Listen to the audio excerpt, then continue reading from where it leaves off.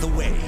Yeah, staying on top of that heartbreaking news out of East Price Hill, a deadly house fire and then a separate house explosion happening just blocks apart. Thanks for joining us at noon. I'm Kelly Rippin. And I'm Stephen Albert. We will get to meteorologist Randy Rico here in a couple of minutes, but first a look at the timeline of these fires. The house fire happened on Summit Avenue yesterday afternoon around 1 o'clock. An adult and a baby were killed. 10 others were hurt, including 7 children. Then about 7 hours later, an explosion in a home along Elberon Avenue. 4 people here were taken to a hospital, including 2 children. And we are leading the way on both stories. WLWT News 5's Todd Dykes covering the explosion. We are going to start, though, with WLWT News 5's Danielle Dindak and that deadly fire. Danielle, just a devastating situation.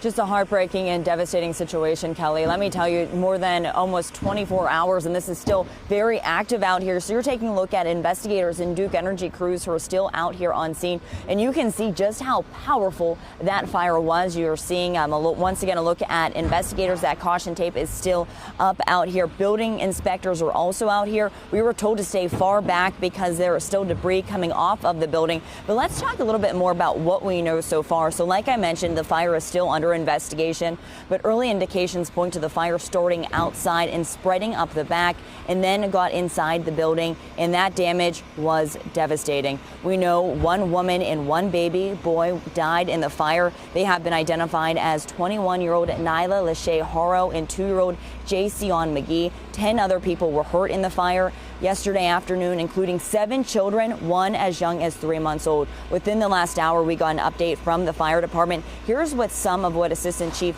Matt Flagler had to say. Ultimately, 2 people were trapped at the very top of the building. To your question about the building itself, we believe the structure will be raised by the building department. That's going to be an emergency demolition, which should probably happen sometime today, but we're waiting on contractors. We need to finish our investigation, working with the building owner and that sort of thing we can finalize a time on when that building will come down. It's just truly a heartbreaking day out here. You can just even know by just talking to some neighbors who were out there when they were just saying that they had tears in their eyes as they're looking at things like this, and they had to deal with all of this yesterday. So not only were they dealing with this, one woman actually felt that boom and that blast from the explosion just a 3-minute drive away from where I'm standing right now. So hearts are heavy out there. All these neighbors just truly want everyone impacted by this fire to know that they are thinking and praying for them. Reporting live in East Price Hill, Danielle Dindak, WLWT News 5. The damage to that house behind you, Danielle, just hurts to see. Just a half-mile away from that deadly fire, investigators are trying to figure out what caused an explosion. WLWT News 5's Todd Dykes is live on Elberon Avenue with what we know about a second chaotic fire scene. Todd. Yeah, chaotic indeed, Stephen. Damage here, very incredible to see. I'll step out of the way, actually, as we see this Metro bus coming by. But you'll see in a second, as this bus passes, that half of this apartment building, one side basically blown apart. No connection between what happened here along Elberon Avenue and the deadly fire that happened less than 5 minutes from here on 7th Avenue, where Danielle is just reported live. That's what a Cincinnati fire official just told us. The explosion in an apartment building on Elberon happened around 8:30 last night, as mentioned. A neighbor, Carolyn Vanneman, said when she looked out from her home, she could see flames shooting sideways out of the building.